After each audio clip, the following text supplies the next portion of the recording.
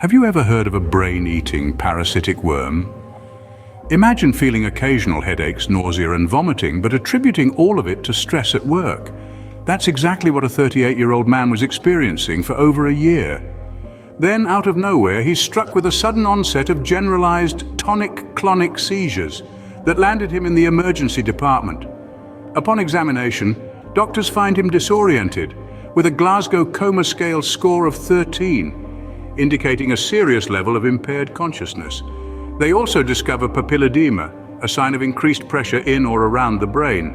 This man, who had been dealing with intermittent symptoms for months and thought it was just stress, suddenly finds his life turned upside down. With these puzzling symptoms, our patient finds himself in the throes of a medical mystery. In medicine, sometimes the clues to diagnosis lie not just in the symptoms, but in the life of the patient.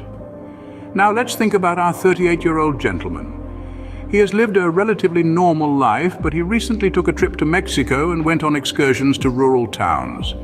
These aren't just any rural areas, though. These are regions known to be hotbeds for cysticercosis, a parasitic disease caused by ingesting the eggs of a particular tapeworm.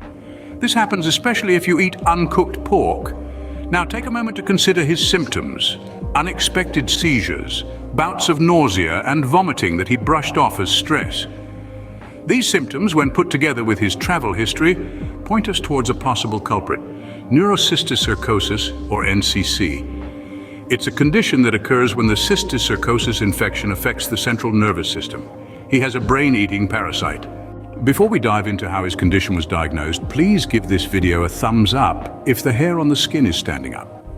Doctors got a CT scan to look at his brain and were shocked by what they found. These scans revealed multiple intraparenchymal cystic lesions scattered throughout the brain's tissue. He basically had holes in his brain. Each lesion was surrounded by a halo of swelling, a clear sign of inflammation. Some of these lesions showed enhancement, a telltale sign of the degenerating phase of neurocysticercosis. Others, however, were hardened and showed calcifications, indicative of the non-viable phase.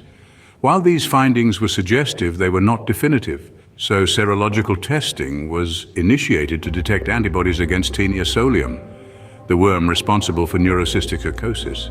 The results of these tests were pending, adding another layer of suspense to this medical mystery. The images painted a clear picture, but would the tests confirm our suspicions? In the world of medicine, sometimes a picture is worth 1,000 words. The brain scans, alongside the man's clinical history, told a tale of an unwelcome invader, neurocysticercosis.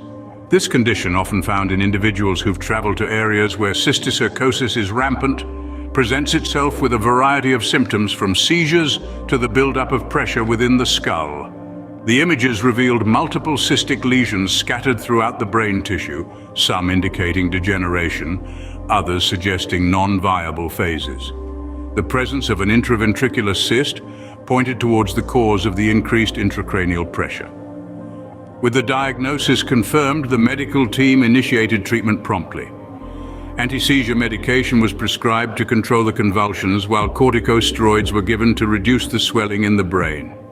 A neurosurgical consultation was sought to consider a ventricular shunt, a procedure to relieve the pressure caused by the cyst within the ventricles of the brain.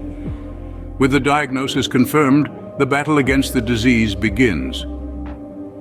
If you enjoy medical mystery, please like and subscribe to this channel for more.